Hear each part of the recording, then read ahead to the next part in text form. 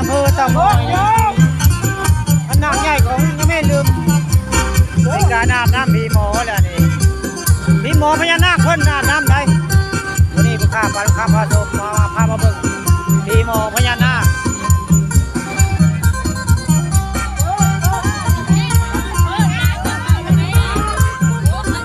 อาบพักอาบเนี่ยก็ได้พีหมอก็ได้แสดงสมจริงคำจังก็ได้การแสดงของพีหมอมาตรฐานตำบลตาลวันนี้ผู้ข้าพาลูกค้าพาชมพามาเบิ่งเรื่องจริงผ่านจอ